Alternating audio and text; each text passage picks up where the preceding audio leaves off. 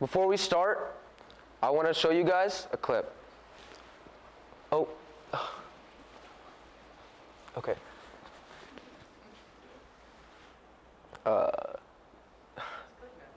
Okay. No! Rick, that doesn't look safe! It's fine, Morty.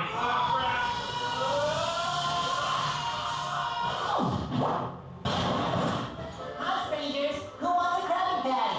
Rick, we're underwater! How are we breathing? Cartoon physics, Morty. Don't question it. What you just saw wasn't from a TV show. It wasn't animated by an animator. It was generated through OpenAI's latest AI video model, Sora 2. Now, while this may seem cool, if you really think about it, someone's job could potentially be lost due to this technology. Now, we may all use AI for simple, everyday tasks like cheating on our math homework or wondering who ruled the Holy Roman Empire in the 1200s. But it's when AI is used to replace creativity that people's lives start to get affected. It's time we learn the adverse effects of AI on the creative space and understand what we as consumers of media can do to mitigate them, hopefully allowing human-made art to succeed. AI in the creative space harms the people who work in them, hinders our own ability to be creative, and it must be controlled immediately. Now let's take a step back. What even is AI? I mean, we all know what it stands for, but what does it even mean? Well, artificial intelligence are technologies that allow computers to mimic human intelligence, and they do this by something called machine learning. Now, machine learning is where computers are fed vast amounts of data, and instead of being explicitly coded into doing something, they are trained using this data to mimic human intelligence. But I want to delve deeper than just AI. I want to talk about something much more dangerous, generative AI. Generative AI is where AI generates content, like videos, audios, texts, etc.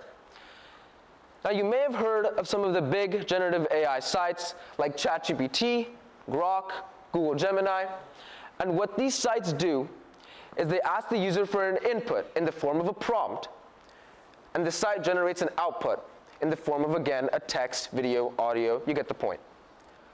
For example, you can ask ChatGPT to generate a story of Mickey Mouse going to vacation to Mexico, and ChatGPT would give you just that. Or you could ask Grok to generate an image of a short, balding man holding a warm cup of coffee, and you would receive that image. Now that we know what generative AI is, another question arises. Why is it so harmful, especially in the creative space? Let's talk about human genuinity first. Since the beginning of our species, humans have been used to interacting with each other for talking, trading, eating, just acting as a society. It's biologically ingrained within us. Now let's think back to when you were a kid. You were so excited to watch that new episode from your favorite show, or listen to that new song from your favorite artist.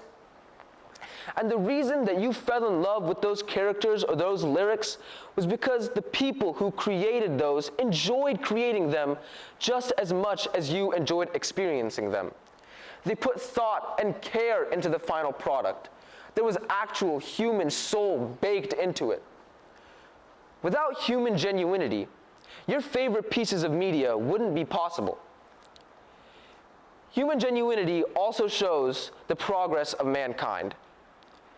It's a way to celebrate and acknowledge the fact that people can create such funny, heartbreaking, groundbreaking, and emotional ways to tell stories and ideas. It shows that we can accomplish great feats like writing that next scene or animating that next episode. It's a testament to how far we've come as a society and how far we can go as one. Without human genuinity, everything we would intake, everything around us, would just be human slop. And it already kind of is. Now let's really answer the question. How does generative AI hinder creativity? Well, generative AI takes the creativity out of the creative space. A study done by Leonard Minick shows that although ChatGPT can improve the quality of your ideas, the ideas generated by ChatGPT usually overlap each other. This is harmful because, first of all, everyone's voice deserves to be heard when finding for a solution. And to have multiple ideas for a solution determines your success. And second of all, what you want to do is you want to make sure that you have a good amount of sources, a good amount of ideas to help the people that might need helping. And again, if you use AI to generate ideas for videos or songs or movies, you're making media more bland over time. You're dividing people against AI. And in society, you're making people interact with the works of other humans and not with the works, or you're making people interact with the works of other humans and not with the works. You're making people interact with robot work and not the works of other humans. But what about the job impact?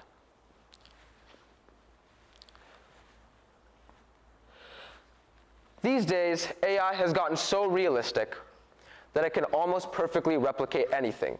Again, like animations, videos, writing. A study done by Henley Wing Chu analyzed the top 10 most declining jobs in the past year and found out that 3 of them were creative jobs. These jobs were more of strategic creative jobs, like writers, photographers, and graphic design artists, rather than executive creative jobs, like creative producer, creative manager, creative director. This is incredibly harmful because, first of all, people are losing jobs. This hurts the economy deeply. And secondly, with this, people aren't listening to raw, human, impactful stories anymore. Again, just the works of robots. This brings me to my next point. Is AI even that hated? I mean, we always see people on the internet who claim to be anti-AI and shame others for using AI. But how true is this anti-AI sentiment? Well, an article published by Forbes showed that 34 million AI-generated images are uploaded on the internet daily. And 71% of all images are AI.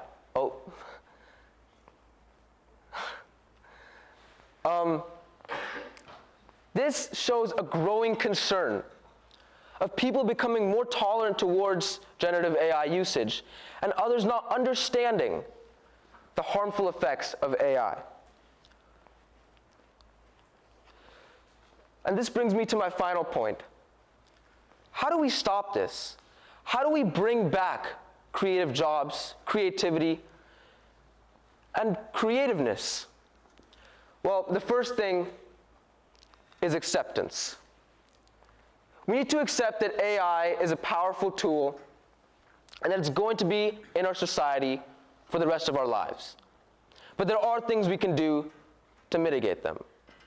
For example, learning how to spot an AI image. This image you see behind me is an AI-generated image. And as you can notice, it has a sort of yellowish tint.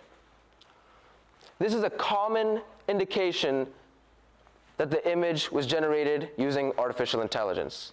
Other things you might want to notice are jumbled up letters, meshed body parts, indistinguishable objects.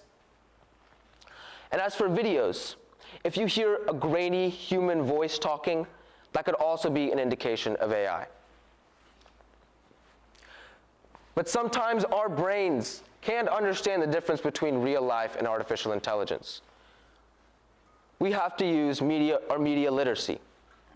For example, if you see an image online that you are questioning if it's AI or not, you should check the account that posted it. And if they're a trustworthy account, then you should believe it.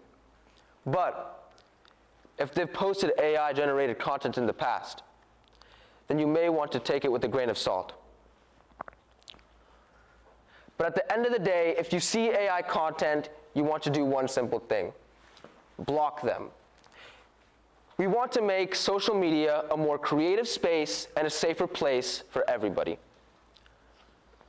AI is a powerful tool. It has helped people over many years accomplish great things. But it is more than detrimental to the creative space. We all need to take a step back and look at the bigger picture of what generative AI does in creative spaces. And we all need to do our part in controlling this tool. Thank you.